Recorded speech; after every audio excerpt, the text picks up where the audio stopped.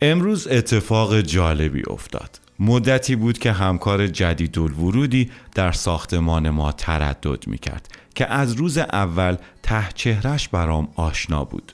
اما هر چقدر فکر میکردم قبلا کجا دیده بودمش یادم نمیومد، تا اینکه در سالن طبقه خودمون دیدمش و با هم روبرو شدیم.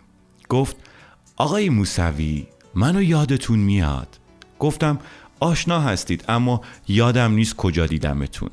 یادم انداخت راننده سرویس بین سالهای 85 تا 86 بوده، همونی که یک روز سراغم اومد و گفت گرفتارم و نیاز به مبلغی برای رفع مشکل دارم و تا وسط ماه برمیگردونم. روز واریز حقوق بود و منم کمکش کردم، اما از هفته بعدش راننده سرویس عوض شد و من دیگه ایشون رو ندیدم تا همین چند وقت پیش. گفت که همون موقع خیلی دنبال من گشته که قرضش رو ادا کنه، اما پیدام نکرده و شماره کارت خواست که 50,000 تومن 18 سال پیش رو برگردونه. این که من از 19 سال پیش به استثنای 2 سال در همین ساختمون بودم بماند. این که چهره و پوشش و شغلش چقدر تغییر کرده بود بماند. گفتم ای بابا، 50,000 تومن چه ارزشی داره؟ موفق باشی، خداحافظ. همکار همراهم گفت آقا یعنی چه ارزشی داره؟ میدونی با 50,000 تومن اون سال چقدر طلا و سکه میشد خرید؟ لبخند تلخی زدم و گفتم بی خیال، روزگارشو ندیدی؟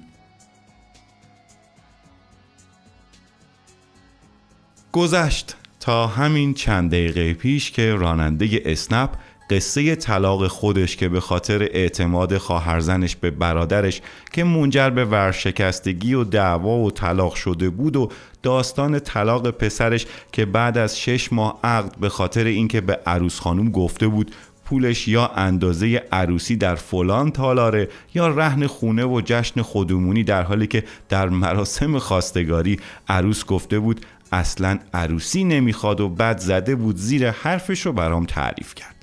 و اینکه در ماه 2 سکه باید مهر بده.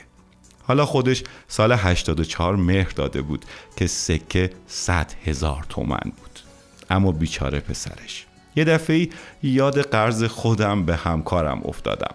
البته یاد حرف همکار همراه هم افتادم.